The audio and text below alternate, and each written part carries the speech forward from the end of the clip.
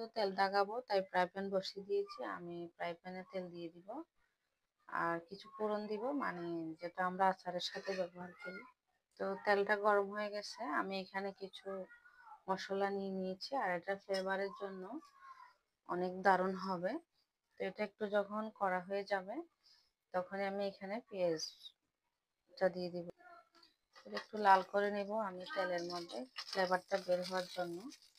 তার পাশাপাশি এদিকে আমি পেঁয়াজ আর কাঁচামরিচ, মানে কাঁচামরিচ ফালিটা পরে দিব, পেঁয়াজ আর রসুনটা আগে দিয়ে দিব। এটা দিয়ে তেল দাগালে দারুণ হয় টেস্টটা। তো আমার আজকের এই রেসিপিটা যদি আপনাদের ভালো লাগে সবজির, অবশ্যই আপনারা বাসায় এরকম ট্রাই করবেন।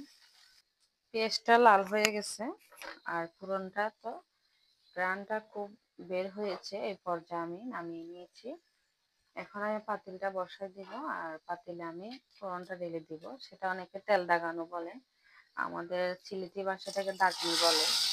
তো এক এক ধরনের এক এক ভাষা, মানে বলে না, এক এক দেশে বলি এক এক দেশের ভাষা। তো আমাদের দেশে এটাকে কিছু সচরাচর তেল দাগানো বলে আর কিছু অন্য ধরনের কথাই বলে। তো দেখুন কতটা দারুণ হয়েছে আমার আজকে সবজিটা।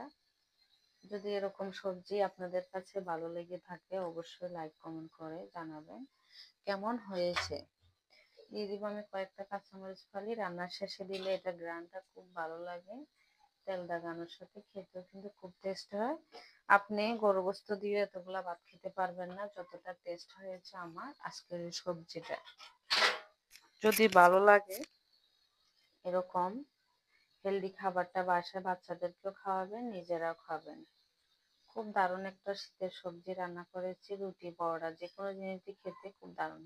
সেটা কিন্তু যেহেতু ঠান্ডা হয়ে যাবে, ঠান্ডা হলে সবজিটা আরো ঘন হয়ে যাবে, যেহেতু এখানে মিষ্টি কুমড়া, পেঁপে, ছড়া, আলু, ডাল সবকিছু দেওয়া হয়েছে, তার জন্য এটা বসে যাবে। এই জন্য হালকা একটু ঝোল দেখতে পাচ্ছেন।